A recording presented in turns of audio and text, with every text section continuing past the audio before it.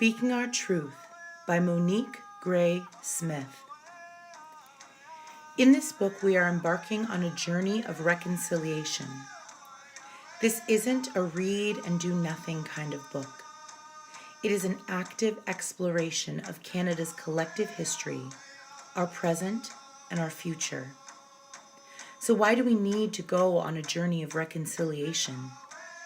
In order to answer this question, we must first understand what we are reconciling.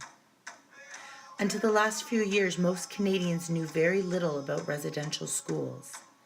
Young people like you were not taught about them in school, and in many cases, neither were your parents or grandparents.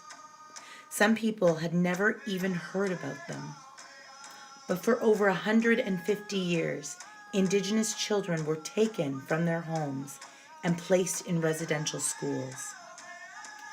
For these children, the initial trauma of being away from family and loved ones was intensified by being separated from siblings and cousins, being hungry. Children and staff received very different meals.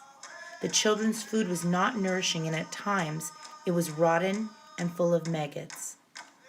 Being abused, physical, verbal, emotional, and sexual, as well as spiritual abuse, was commonplace in the schools. Being forbidden to speak their own language.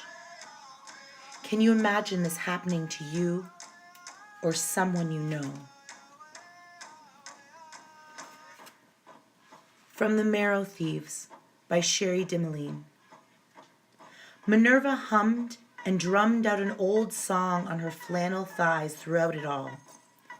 But when the wires were fastened to her own neural connectors and the probes reached into her heartbeat and instinct, that's when she opened her mouth. That's when she called on her blood memory, her teachings, her ancestors. That's when she brought the whole thing down. She sang. She sang with volume and pitch and a heart-beating wail that echoed through her relatives' bones, rattling them in the ground under the school itself. Wave after wave, changing her heartbeat to drum, morphing her singular voice to many, pulling every dream from her own marrow and into her song. And there were words. Words in the language that the conductor couldn't process, words the cardinals couldn't bear, words the wires couldn't transfer.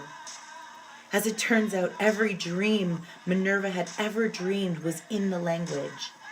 It was her gift, her secret, her plan. She'd collected the dreams like bright beads on a string of nights that wound around her each day, every day, until this one. And I understood that as long as there are dreamers left, there will never be want of a dream. And I understood just what we would do for each other, just what we would do for the ebb and pull of the dream, the bigger dream that held us all. Anything, everything.